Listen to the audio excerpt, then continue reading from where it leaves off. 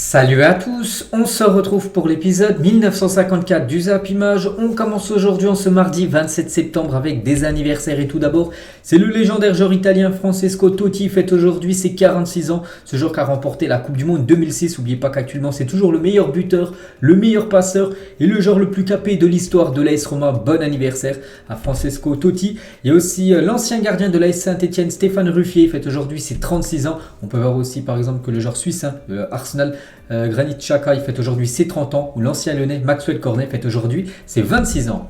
On va parler maintenant de tout ce qui s'est passé lors de la soirée d'hier. Il y avait des matchs de Nation League et on commence tout d'abord avec cette énorme affiche entre l'Angleterre et l'équipe de l'Allemagne. Score final 3 partout, donc un match très spectaculaire, surtout une deuxième mi-temps complètement folle. Donc les buteurs, Luke Shaw, Mason Mount, Harry Kane à côté anglais, Gundogan côté allemand et un doublé de Kai Havertz. Donc les statistiques du match, à la possession de balle, on peut voir que ça a été plus côté allemand, mais les tirs, l'Angleterre c'est 13 tirs, 8 tirs cadrés, 3 buts. À l'Allemagne c'est 4 tirs cadrés, 3 buts. Ils ont été très efficaces devant les cages anglaises, les joueurs allemands. Et comme j'ai dit les gars, la deuxième mi-temps était complètement folle parce que au bout de 45 minutes de jeu, il y avait 0-0, il y a eu 6 buts inscrits dans la rencontre, mais les 6 buts ont été inscrits en deuxième période. Donc le premier but a été inscrit par l'Allemagne, de nouveau par l'Allemagne, il y avait 2-0 pour les Allemands. Et après ça a fait 2-1, 2-2, après c'est l'Angleterre qui menait, et puis après c'est l'Allemagne qui a égalisé à la 87e minute, un match complètement fou, on s'est tout simplement régalé lors de ce Angleterre-Allemagne. On peut voir voilà, tout ce qui s'est passé lors de cette deuxième période, et on va parler du crack Kai Havertz, un doublé pour le crack allemand Kai Havertz ce soir, donc en plus un magnifique but qu'il a inscrit Kai Havertz, le joueur de Chelsea, donc félicitations bien sûr au numéro 7 de la Mannschaft. On peut voir aussi les autres photos bien sûr de cette rencontre côté allemand, cette team allemande avec ce magnifique maillot que je trouve très beau. Pour moi c'est l'un des plus beaux maillots pour cette future Coupe du Monde. Donc l'Allemagne les gars qui avait déçu lors de la Coupe du Monde 2018, il va falloir compter comme d'habitude sur l'Allemagne bien sûr pour cette future Coupe du Monde, malgré que l'Allemagne n'a pas gagné hier, mais bon ça reste toujours une équipe quand même très compliquée à battre lors des grandes compétitions. N'oubliez pas qu'ils ont remporté comme la Coupe du Monde en 2014. Et côté anglais, donc l'Angleterre, donc ils n'ont pas gagné mais ils n'ont pas perdu, donc l'Angleterre du coup en Ligue des Nations vu que c'est fini, donc c'est quand même aucune victoire en 6 matchs, c'est ça surtout qui est catastrophique côté anglais. 3 matchs nuls, 3 défaites, seulement 4 buts inscrits, dont 3 hier, et 10 buts encaissés par cette sélection anglaise. Donc on peut voir le dépit bien sûr des joueurs anglais qui menaient quand même 3-2, il restait quelques minutes puis ils se sont fait égaliser en toute fin de match, mais bon dans le match ils perdaient quand même 2-0, donc ils ont revenu, donc on va dire c'est plutôt logique bien sûr ce match nul. Donc Phil Foden, on peut voir Bukayo Saka, on peut voir Raheem Sterling, on peut voir aussi John Stones les gars, et lui il est sorti sur blessure, donc c'est blessé et contraint de céder sa place à un nouveau joueur touché lors de cette trêve. On sait qu'il y a eu beaucoup de joueurs qui sont sortis sur blessure, donc le nouveau voilà c'est John Stones à la 35e minute, donc on ne sait pas combien de temps il sera indisponible. Le défenseur de Manchester City. Et l'Angleterre les gars, c'est incroyable, ils n'avaient plus marqué depuis 342 minutes, je vous avais dit qu'ils n'avaient plus du tout à marquer, et du coup là ils ont inscrit quand même 3 buts en l'espace de 11 minutes, incroyable, voilà. Et après ils ont marqué but sur but, cette sélection anglaise. Donc Mason Mount a été buteur, Harry Kane également a été buteur, et Harry Kane déjà 51 buts avec la sélection anglaise, n'est plus qu'à 2 buts pour rattraper Wayne Rooney 53 en tant que meilleur buteur de l'histoire de la sélection anglaise. Donc peut-être à la Coupe du Monde, peut-être après la Coupe du Monde, voilà, ce record va tomber de Wayne Rooney bien sûr, vu que Harry Kane est juste derrière. Et lui aussi les gars, il marque pas souvent, mais il a marqué de nouveau hier. Luke Shaw a marqué plus de buts avec l'Angleterre à Wembley. C'est déjà son 3e but inscrit avec la sélection anglaise à Wembley, qu'avec Manchester United à Old Trafford où il a seulement marqué un but, alors que Manchester United c'est un joueur comme des Red Devils depuis pas mal de temps. Et à domicile il a marqué seulement un but depuis qu'il est arrivé du côté de Manchester, alors qu'en Angleterre il joue très peu avec la sélection anglaise, plus à Wembley, puis il est déjà à 3 buts, le défenseur gauche Luke Shaw. L'homme du match les gars c'est Bellingham, donc énorme prestation bien sûr du crack Bellingham, le joueur de Dortmund qui quittera certainement cette équipe du BVB en fin de saison. Et on va parler cette fois-ci de Harry Maguire qu'on critique, enfin c'est pas moi qui le critique, enfin tous les fans de football voient les prestations très moyennes à chaque fois de Harry Maguire. Et donc Harry Maguire n'a gagné aucun de ses 10 derniers matchs, toutes compétitions confondues, lorsqu'il a été titulaire en club et en sélection. Donc 3 nuls, 7 défaites pour Harry Maguire quand il commence titulaire. Donc en gros, il faut le faire commencer directement sur le banc. Et là peut-être tu as une chance que ton équipe s'impose si tu as Harry Maguire dans l'effectif. Et pour vous dire, ça a été un match compliqué pour lui. Donc fautif sur les 2 buts de l'Allemagne. Donc déjà il commet une faute dans sa surface. penalty, celui qui fait les fautes sur Musiala, et il perd la balle pour le deuxième but de l'Allemagne. Donc voilà, fautif des 2 buts inscrits par l'Allemagne sur les 3 inscrits. Donc voilà, comme d'habitude, bien sûr, Harry Maguire a complètement déçu, on peut dire. Voilà, c'est la faute sur Musiala, bien sûr. Il lui accroche la jambe, et bien sûr penalty pour la Mannschaft juste après. On va parler de l'autre rencontre, c'était entre la Hongrie et l'Italie. C'était quasiment la finale, l'équipe qui s'imposait allait au final four. Et du coup, très bonne opération pour l'Italie qui s'est imposée 2-0 du côté de la Hongrie. Donc Di Marco et Raspadori a été buteur. On peut voir les stats de la partie. On peut voir quand même que la Hongrie a plus dominé un peu cette équipe italienne, mais les Italiens ont été plus efficaces. 3 tirs cadrés, 2 buts inscrits par cette sélection italienne. Et concernant Raspadori, donc 2 buts en 2 matchs pour Raspadori avec l'Italie lors de cette trêve. Donc parfait, il avait déjà été buteur il y a quelques jours, puis il a été buteur de nouveau hier contre les Hongrois. Voilà ce joueur Raspadori qui évolue, vous savez, du côté de la Serie A. Et du coup c'est officiel, donc l'Italie rejoint le Final Four. Donc voilà, l'Italie, les gars, qui a complètement on sait qu'ils ne sont pas qualifiés pour la future Coupe du Monde, donc on va dire qu'ils se sont rachetés un petit peu, vu qu'ils sont qualifiés pour ce Final Four, bien sûr, de cette Nation League. Parce qu'on peut voir le classement, du coup, l'Italie termine en tête de ce groupe, on peut dire de la mort. 1 point d'avance sur la Hongrie, du coup, deuxième. C'est quand même une magnifique performance pour les Hongrois, alors que tout le monde les voyait terminer à la 4e position. Du coup, ils terminent quand même avec 10 points. Dans ce groupe très relevé, du coup l'Allemagne 3e et l'Angleterre avec seulement 3 points ira en Ligue B lors de la prochaine édition de la Nation League. Et du coup le Final Four de la Ligue des Nations, donc la Croatie, les Pays-Bas, on le savait déjà depuis hier, et du coup l'Italie hier soir. Donc voilà, déjà les 3 équipes, il ne manque plus qu'une, ça sera soit l'Espagne, soit le Portugal. Le match c'est ce soir, c'est simple, l'équipe qui gagnera ira avec ces 3 autres équipes disputer le Final Four. Donc on va en parler là dans quelques secondes, bien sûr, de ce Espagne-Portugal. On revient tout d'abord sur les autres rencontres de la soirée d'hier dans la Ligue des Nations, dans les autres groupes, on peut dire. On va juste parler du dernier match, Gibraltar-Géorgie. Donc déjà la Géorgie s'est imposée 2-1 du côté des Gibraltar. Pourquoi je parle de ce match? Parce que la pépite de Naples, ce joueur que je parle beaucoup en ce début de saison, Kivchka Kvaratskhelia, donc en feu avec la Géorgie, parce que de nouveau il a été buteur. On peut voir c'est lui qui a ouvert le score à la 19e minute pour son équipe géorgienne. Et du coup en Ligue des Nations, donc c'est simple, ses stats, c'est 9 matchs, 6 buts et 5 passes décisives, des magnifiques statistiques pour le joueur napolitain. Le programme aujourd'hui en Ligue des Nations, c'est les derniers matchs de Nation League.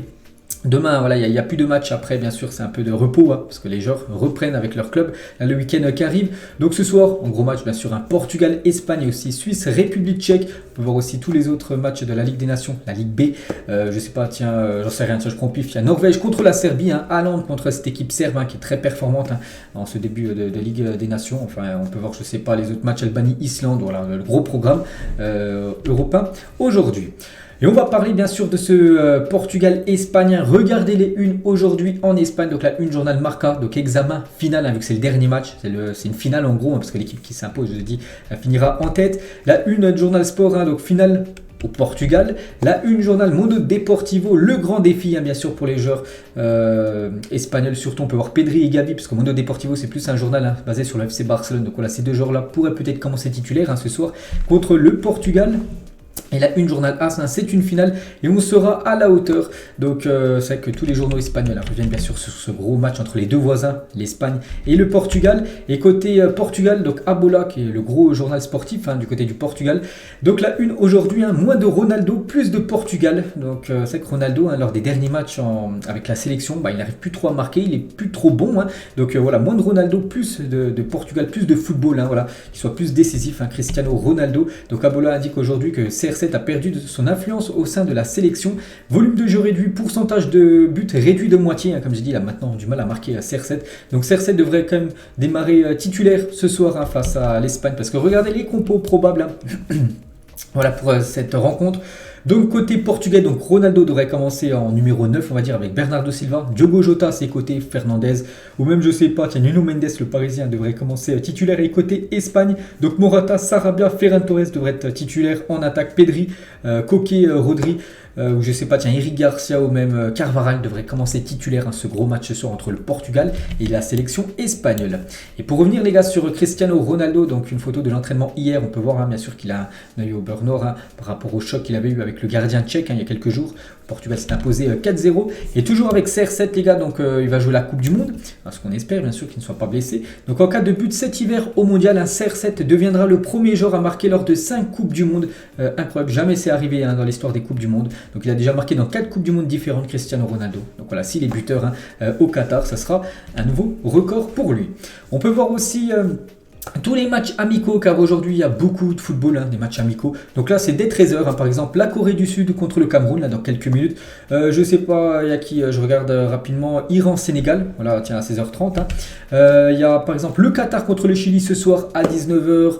La Côte d'Ivoire contre la Guinée, il y a le Brésil contre la Tunisie qu'on va parler juste après, les États-Unis contre l'Arabie Saoudite, Nicaragua contre le Ghana, je sais pas, tiens, l'Algérie contre le Nigeria, le Paraguay contre le Maroc. Donc voilà le gros programme à foot aujourd'hui, donc des matchs amicaux. Je parlerai bien sûr de tous les résultats demain. Et on revient les gars sur ce Brésil-Tunisie qui se déroule ce soir à 20h30 et se déroule, n'oubliez pas ce match au Parc des Princes à Paris.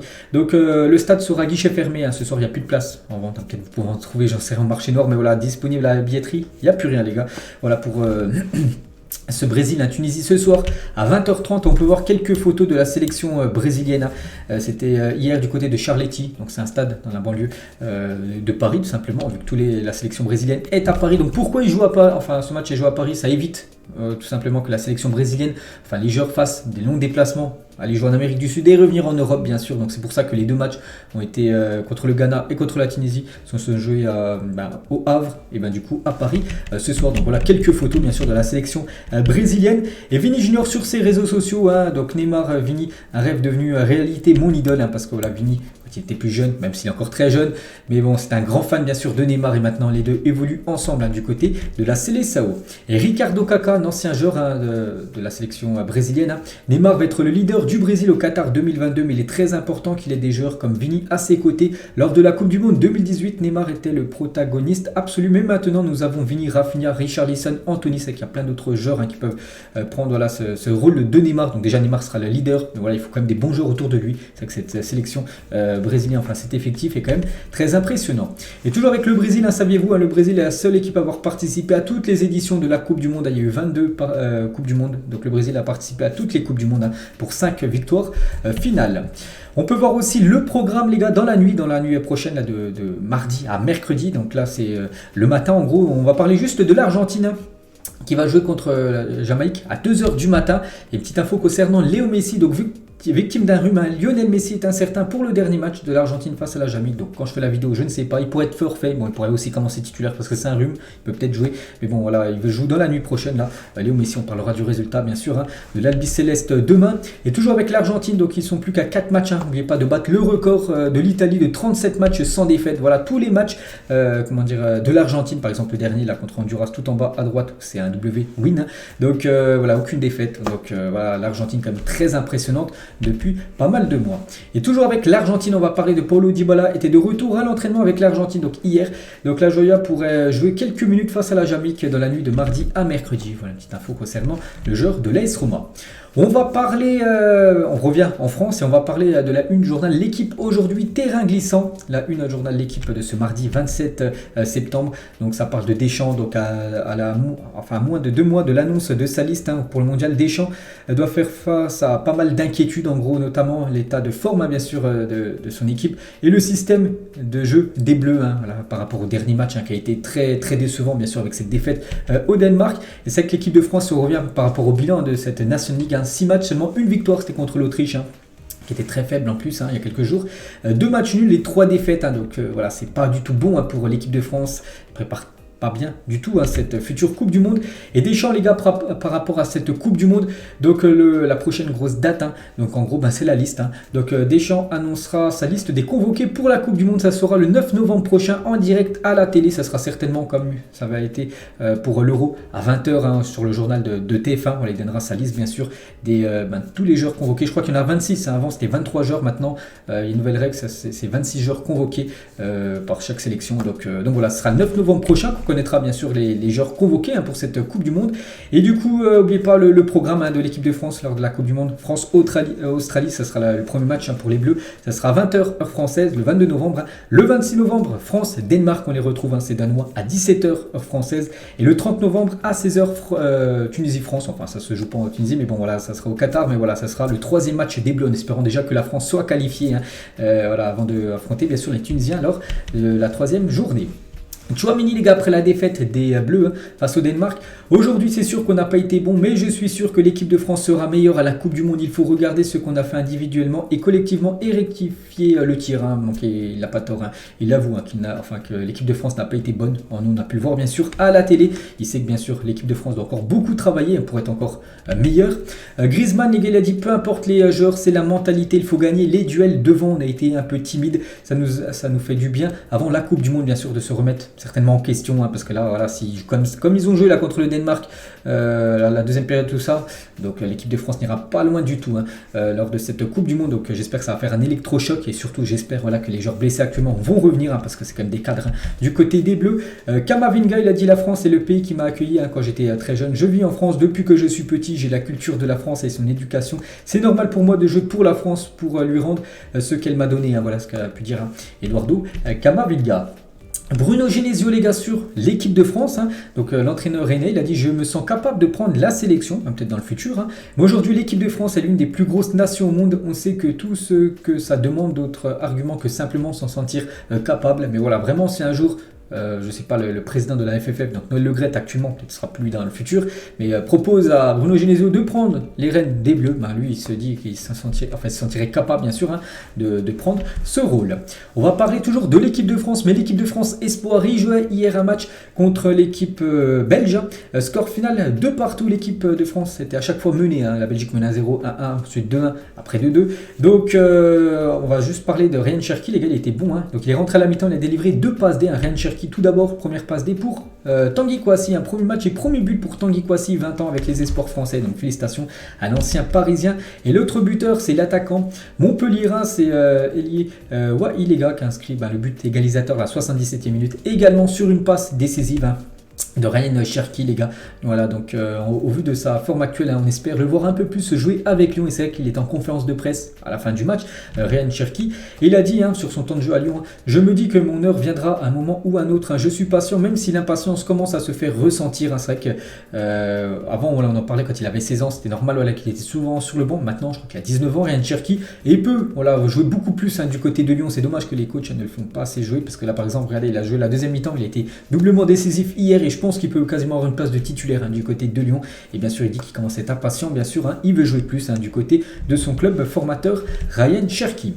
On va parler toujours de l'équipe de France, mais l'équipe de France U18, j'en ai parlé hier les gars, que l'équipe de France U18 jouait une finale, je ne sais plus c'était une finale de quel tournoi, mais voilà, c'était contre l'équipe de la Pologne. Ils ont complètement fait n'importe quoi, les joueurs français, ils ont pris 4 cartons rouges dans le match. Du coup le match a été arrêté à la 77e minute, donc où la Pologne a remporté cette finale sans avoir fini le match, et du coup Bernard Diomède, qui est le sélectionneur des Bleus, donc pour certains il n'y aura peut-être pas de retour en équipe de France. En tant qu'entraîneur, je sanctionnerai les joueurs que je dois sanctionner. Donc voilà, c'est pas des cartons rouges pris sur des fautes. Enfin déjà c'est pas bien quand tu fais des fautes, tout ça, tu prends un rouge, tu as fait une grosse faute, mais c'est surtout pour comportement, quasiment bagarre, tout ça. Donc en gros les joueurs qui ont fait un petit peu n'importe quoi, donc il n'y a plus trop de chance en gros qu'on les voit dans le futur avec les équipes de France junior. On prend cette fois-ci la direction de l'Espagne et on connaît la date et l'horaire du Classico, le plus beau match au monde pour deux clubs, le Real Madrid contre le Barça. Donc c'est officiel, le Classico se jouera le dimanche 16 octobre à 16h15 au Santiago Bernabéu. Donc pour moi les gars, j'aime pas cet horaire les gars. Le dimanche ça me dérange pas, mais l'horaire de 16h15 en plein milieu d'un après-midi, c'est pas ouf. Voilà, le Classico doit se jouer 21h, 21h tout simplement en début de soirée. Donc voilà, c'est officiel.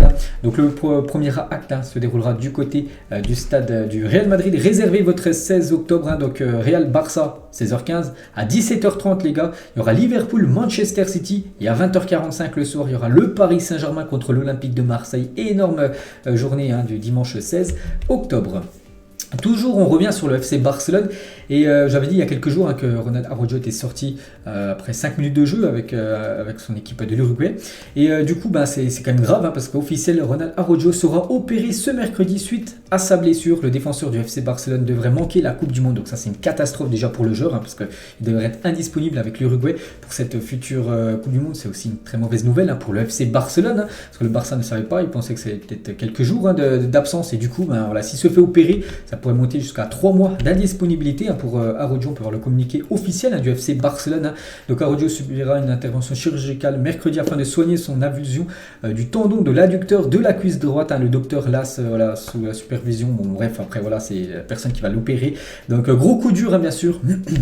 Pour le Barça, on peut voir qu'il a mis un message sur ses réseaux sociaux, Ronald Araujo. Donc traduction en français, bon, je ne vais pas tout lire, mais bon, voilà, il dit que bien sûr, il va essayer de revenir le plus fort possible et que voilà, que c'est quand même un gros coup dur pour lui, parce que bien sûr, il y a la Coupe du Monde, puis c'est quand même un élément phare de la sélection Uruguay. Araujo, il a décidé d'écouter les conseils, parce que lui, à la base, les gars, j'avais vu qu'il voulait pas se faire opérer pour ne pas manquer la Coupe du Monde, mais du coup, il a une réunion avec Xavi et le docteur Ricard Pruna, et du coup, voilà, le docteur lui a conseillé plutôt, il faut quand même te faire opérer malgré la Coupe du Monde, qu'elle veut récupérer à 100% en prenant aucun risque, parce que voilà, s'il laissait faire, ne pas se faire opérer, c'était même pas sûr qu'il puisse, qu'il ne pouvait pas avoir d'autres risques en gros, donc il a préféré prendre la sécurité, donc se faire opérer, mais voilà, ce qui veut dire opération, ça veut dire qu'en gros il va louper la Coupe du Monde. Il faudrait vraiment un miracle les gars pour que Araujo soit disponible pour la Coupe du Monde. Normalement tu te rétablis 3 mois à peu près de cette blessure qu'il a. La Coupe du Monde c'est dans moins de 2 mois, donc je vois pas comment il peut être disponible. Après il peut peut-être jouer avec des je sais pas comment il peut jouer Araujo, donc ça c'est un gros coup dur bien sûr pour l'Uruguay, aussi pour le Barça, parce que le Barça, regardez les gars le programme du FC Barcelone pour le mois d'octobre, donc je crois qu'il y a quasiment 9 matchs en l'espace de 30 jours, un match tous les 3 jours, avec 2 fois l'Inter, avec le Real Madrid, le Bayern, le match retour, et du coup Araujo sera forfait pour tous ces matchs. Et la même chose les gars pour Depay qui s'est blessé il y a quelques jours, j'avais dit, et du coup Depay lui sera absent 1 mois, donc du coup il devrait louper quasiment aussi tous ces matchs là, vu qu'on est le 27, donc normalement il devrait être de retour fin octobre, peut-être le match contre Valence-Barça, donc voilà, Depay aussi sera indisponible pour toutes ces rencontres. Et ils se sont blessés avec leur sélection nationale, donc Koundé, Mike Maignan, De Jong, Koopmeiners, Bergwijn, Depay, Araujo, Unal, Soyuncu et Brozovic à la trêve internationale, l'ennemi juré des clubs. Oui, c'est vrai qu'il y a eu beaucoup de blessures, donc bon rétablissement bien sûr à tous ces joueurs. On va parler d'un joueur blessé actuellement, donc lui c'est dans le sens inverse, il devrait être de retour à la compétition, ça fait plaisir, en plus on le connaît tous, c'est Karim Benzema, et Benzema serait remis de blessure et devrait être présent face à Osasuna ce dimanche. Le Real Madrid joue contre Osasuna dimanche soir à 21h et Benzema devrait être dans le groupe, et ça bien sûr c'est une bonne nouvelle déjà pour son club et aussi pour lui et pour l'équipe de France. Et toujours avec Benzema, donc le lundi 17 octobre, c'est la cérémonie du Ballon d'Or, on sait que le grand favori c'est KB9, et Deschamps les gars par rapport au Ballon d'Or que pourrait remporter Benzema, j'espère que Benzema remportera le Ballon d'Or car il le mérite de par ce qu'il a fait dans cette saison sportive avec son club, le Real la saison dernière, et où il a gagné des titres importants, et avec nous où il a été à l'automne dernier pour gagner la Ligue des Nations. On se souvient aussi de ses énormes performances contre la Belgique et contre l'Espagne en finale où il avait marqué, souvenez-vous, un magnifique enroulé en pleine lucarne. Benzema, toujours avec Deschamps sur Benzema, fait partie depuis des années des meilleurs attaquants au niveau mondial. Je pense qu'il est très bien positionné pour gagner le Ballon d'Or, et je serais très heureux pour lui qu'il ait cette récompense. Mais même nous, les gars français, on serait très contents que Benzema remporte un Ballon d'Or. N'oubliez pas que le dernier Ballon d'Or français, ça a été Zinedine Zidane, ça a été en 1998. Et Kaka les gars sur Benzema et le Ballon d'Or, je pense qu'il est favori, même si vous ne pouvez jamais dire à 100% qu'ils vont lui donner. Il peut toujours avoir une surprise, mais bon, voilà, on ne voit pas qui pourrait remporter ce Ballon d'Or à part Benzema. Donc Karim est maintenant un joueur très complet, et la récompense serait bien méritée, bien sûr, ce Ballon d'Or. Donc verdict le 17 octobre prochain, dans moins d'1 mois. Et toujours avec Benzema, par exemple, la dernière photo qu'il a mise sur ses réseaux sociaux hier, une seule idée, peut-être il pense au Ballon d'Or, peut-être il pense à revenir avec le Real, voilà, donc il est de retour bien sûr Benzema, et ça fait plaisir, et toujours avec lui Benzema dans le prochain FIFA 23 qui sort officiellement au magasin dans exactement 3 jours, vendredi. On peut voir aussi, déjà qui est très bien réussi, bien sûr Karim Benzema, on peut voir aussi que Léo Messi, les graphismes sur FIFA 23 sont tout simplement impressionnants. On va parler de ce joueur légalien. Jour pour jour, Samir Nasri annonçait qu'il mettait un terme à sa carrière professionnelle. L'ancien joueur de l'Olympique de Marseille, l'ancien joueur de Arsenal ou même l'ancien joueur de Manchester City. Il a joué aussi dans les autres équipes et voilà quelques clubs importants bien sûr dans la carrière de Samir Nasri. Maintenant consultant, je crois que je le vois souvent sur Canal+, enfin je crois que c'est Canal+, où des fois il commente, enfin il ne commente pas mais bon il fait les avant-matchs tout ça. Donc voilà une petite info concernant Nasri. Et lui aussi les gars, donc aujourd'hui, donc Jérémy Morel, l'ancien joueur de Lyon, donc joueur de Lorient, donc 38 ans, annonce qu'il met un terme à sa carrière de footballeur, donc il prend sa retraite, Jérémy Morel. On va parler de Youssef Bellali, donc l'histoire entre Brest et Bellali serait terminée, le joueur souhaiterait revenir au Qatar, et voilà ça pourrait se faire, même il pourrait même résilier, j'ai vu dernière fois qu'il pourrait même résilier son contrat avec l'équipe de Brest là à tout moment, et du coup il pourrait signer libre dans une équipe du côté du Qatar, donc voilà il devrait quitter la Ligue 1, direction le Qatar. Youssef Bellali, il avait déjà été dans un club du Qatar avant d'arriver du côté de Brest. Et toujours avec Bellali et Ismaël Benasser à l'entraînement, donc c'était hier avant le match de l'Algérie, je le dis, ce soir. On va parler de Wilfried Zaha, décidé d'investir dans son propre pays, d'acheter un club de foot. Donc le joueur de Crystal Palace a acheté le club de l'Espoir Club Aben Gourou, évoluant en 4e division ivoirienne. Rappelons que le joueur a aussi une académie et une fondation en Côte d'Ivoire, donc il apporte beaucoup à son pays, Wilfried Zaha. Et on va parler d'un autre joueur africain, lui aussi qui apporte beaucoup à son pays, c'est Sadio Mané du côté du Sénégal. Et pourquoi voudrais-je 10 Ferrari, 20 montres et 2 avions? J'ai eu faim, j'ai dû travailler sur le terrain, j'ai survécu aux guerres, joué au football pieds nus, mais aujourd'hui je peux aider mon peuple. Donc il a apporté tellement bien sûr à son pays du Sénégal. Je crois qu'il a fait construire des écoles, des hôpitaux, et on peut voir voilà par exemple l'hôpital de Bambali a été offert, inauguré par Monsieur Sadio Mané, c'était le 20 juin 2021. Bien sûr lui aussi apporte beaucoup bien sûr à son pays, Sadio Mané. On va parler de Leandro Paredes, l'ancien joueur du PSG. Il parle de sa relation avec Kylian Mbappé. Et donc Mbappé, ce n'est pas à moi de parler de lui. J'ai une relation avec ceux que j'avais une relation, mais ceux avec qui je n'avais pas de relation, je ne peux pas vous en parler. Donc en gros, il n'y avait aucun lien d'amitié entre Paredes et Mbappé. C'est qu'on a très rarement vu des photos entre les deux collés, tout ça, en train de rigoler. C'est qu'il n'y avait aucune relation entre l'Argentin et le joueur français, quand bien sûr Paredes était du côté de Paris. Uli Hoeneß, donc l'ancien président du Bayern Munich, j'ai jamais entendu parler de Dubaï ou du Koweït. On parle que du Qatar, le seul pays où la situation s'améliore vraiment, c'est le Qatar. Les travailleurs, ils sont mieux lotis avec la Coupe du Monde que sans. Donc il faut accepter ça et arrêter de taper sans cesse sur les gens par rapport bien sûr au feuilleton bien sûr du Qatar qu'organise cette Coupe du Monde qui fait beaucoup parler actuellement bien sûr par rapport aux constructions de stades, tout ça qu'il y a eu avec tous les ouvriers qui sont morts bien sûr lors de ces constructions. Donc voilà ce que dit l'ancien président du Bayern Munich. Cette pub les gars, que de souvenirs, c'était une pub de l'équipementier américain Nike pour la Coupe du Monde 2014 qui se déroulait du côté du Brésil avec des joueurs phares comme Ibrahimovic, comme Ronaldo, comme Neymar ou même David Luiz ou même Iniesta. Tiens, et ce qu'on ne voit pas les gars, qui est caché derrière Howard, c'est Franck Ribéry, le joueur de l'équipe de France. Je ne suis pas sûr que c'était Franck Ribéry ou peut-être Griezmann, bon bref je ne sais plus. Quel est le meilleur ballon de l'histoire de la Coupe du Monde? Toujours avec la Coupe du Monde, parce que là on va parler de plus en plus de la Coupe du Monde, vu que c'est quand même dans moins de 2 mois. Regardez tous les ballons utilisés pour les dernières Coupes du Monde depuis 1930, la première Coupe du Monde, jusqu'au dernier 2018. Donc je sais pas, il y a eu des très beaux ballons. J'aime bien le ballon de 2002 par exemple. J'aime bien aussi le ballon 1994, un peu comme celui de 98. 98 aussi j'aime bien sûr, vu que l'équipe de France s'est imposée. Et toujours avec la Coupe du Monde, donc il est mathématiquement possible de voir la finale de la Coupe du Monde 2022 opposant Messi à Cristiano Ronaldo en décembre prochain. Il faudrait que l'Argentine et le Portugal déjà finissent premiers déjà de leur groupe et remportent après tous les matchs à élimination en direct jusqu'à la finale. Et on pourrait voir un CR7 Léo Messi en finale de Coupe du Monde, ça serait incroyable. Et toujours avec ces deux goats du football, donc à eux deux, ils étaient impliqués sur 123 buts des 1009 buts inscrits lors de la saison 2014-2015 en Liga, soit 12% des buts sur toute la durée de cette saison de Liga. C'est incroyable. Donc 123 buts, c'est buts plus passe D, donc voilà 12% des buts. Donc Ronaldo et Messi avaient été impliqués bien sûr lors de cette saison de Liga. C'est incroyable pour seulement 2 joueurs. On va parler de Manchester United et l'équipe de France ont gagné tous leurs matchs cette saison lorsque Raphaël Varane a débuté en tant que titulaire. On l'a vu contre l'Autriche, il a commencé titulaire, l'équipe a gagné. Contre l'équipe du Danemark, il a commencé sur le banc. La France a perdu, c'est la même chose du côté de Manchester. Ils ont également perdu à chaque fois lorsqu'il n'était pas sur la pelouse. Incroyable bien sûr. Raphaël Varane, un pilier, que ce soit du côté de Manchester ou du côté des Bleus. On va parler de Lucas Digne. Vous savez qu'il a dû annoncer son forfait pour ce rassemblement de l'équipe de France. Examen rassurant pour Digne. Donc en gros, il a passé des examens et le latéral d'Aston Villa en a priori pour 2 ou 3 semaines parce qu'on ne savait pas s'il est dispo ou non pour la Coupe du Monde. Du coup, c'est un peu moins grave que prévu. Donc quasiment 3 semaines d'indisponibilité pour le défenseur gauche français. Thierry Henry, les gars, par rapport au Real Madrid et surtout le cas Eden Hazard. Donc le Real, il ne faut pas faire tout et n'importe quoi avec Eden. Ça fait un petit moment qu'il n'a pas joué. On a besoin qu'il soit frais, qu'il ait des minutes dans les jambes. Donc on lui a donné des minutes par rapport à la situation d'Eden Hazard du côté du Real où il joue très peu. Et bien sûr du côté de la Belgique, ça pose problème parce qu'il y a la Coupe du Monde. Et ils aimeraient avoir un Eden Hazard frais avec une grosse saison, un gros début de saison du côté du Real, comme ça arriverait très bon du côté du Qatar avec la sélection belge. Donc voilà ce que dit Henry par rapport au Real Madrid.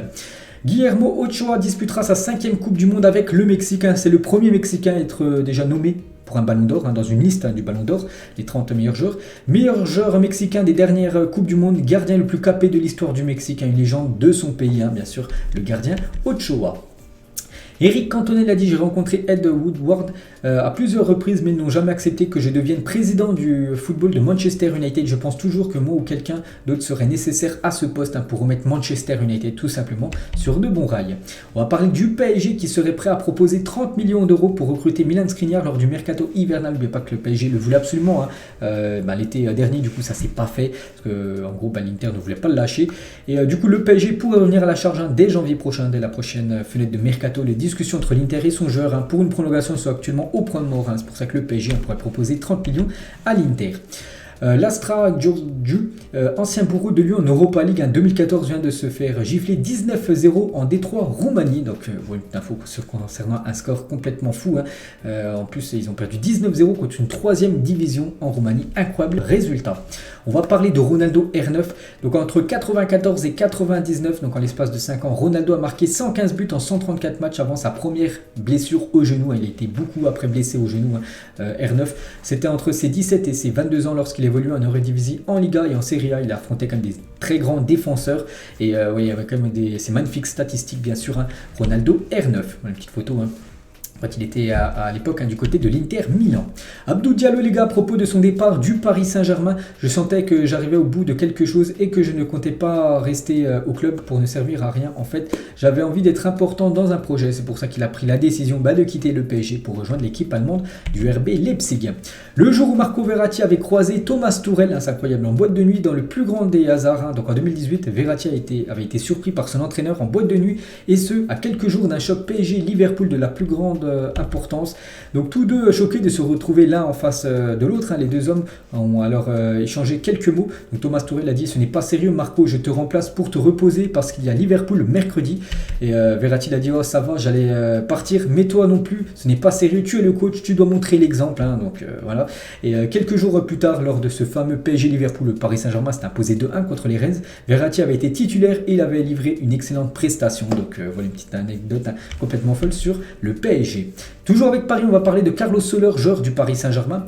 J'aurais aimé avoir un contrat à long terme avec Valence de 8 ou 9 ans, ou même 10 ans. En Espagne, c'est autorisé, vraiment des gros contrats.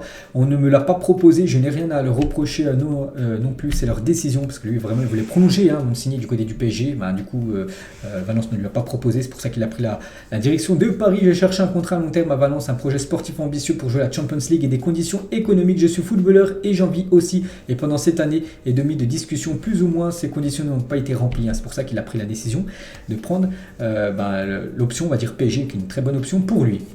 On va parler de Watford, les gars. En un an, Watford a connu 5 entraîneurs différents. Donc le dernier, la Rob Edwards, a été viré il y a quelques jours et c'est Slaven Bilic qui a été énoncé aujourd'hui. Incroyable. Donc Watford évolue maintenant en Championship.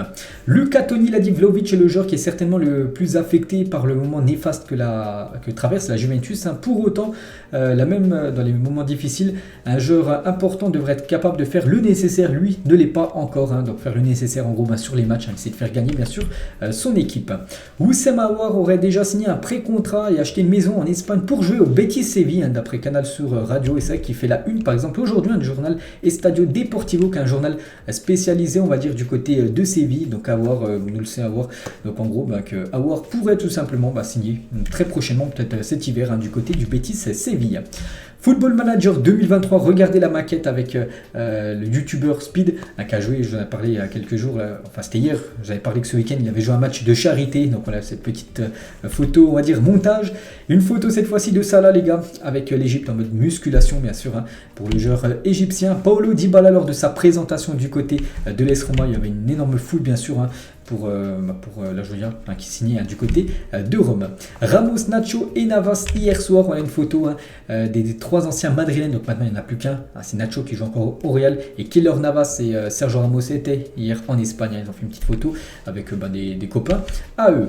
Et on finit les gars cet épisode aujourd'hui, on va terminer avec le stade du Real Madrid. Les deux problèmes ont retardé les travaux au Bernabéu, l'augmentation des prix des matériaux et l'invasion de la Russie, car l'Ukraine est l'un des principaux producteurs d'acier du monde et la pénurie de cet alliage a obligé à arrêter certains processus dans le stade. N'oubliez pas que le stade normalement aurait dû être fini là actuellement. Les travaux de rénovation du Santiago Bernabéu ont commencé à l'été 2019 et devaient s'achever entre juin et octobre 2022, donc là, à la période. Mais les circonstances ont forcé le plan à être retardé, ce qui indique désormais que les travaux devraient se terminer d'ici l'été 2023. Normalement, il devrait être prêt, voilà, comme on peut voir sur l'image, il devrait être fini dans un an, un peu moins d'un an, à l'été 2023. Et toujours avec ce stade les gars, donc le Santiago Bernabéu est presque assuré d'être l'un des stades de la Coupe du Monde 2030 si l'Espagne bien sûr qui est candidate, hein, pour organiser cette Coupe du Monde, l'Espagne avec le Portugal, ils sont candidats les deux, hein. Enfin ils ont fait leur candidature, donc si c'est accepté, donc le Santiago Bernabéu bien sûr devrait être un stade, hein, où on pourrait voir des matchs de Coupe du Monde lors de l'année 2030. Donc voilà les gars tout ce que j'avais à dire aujourd'hui, j'espère que ça vous a plu, on se retrouve demain pour le prochain numéro. Ciao à tous.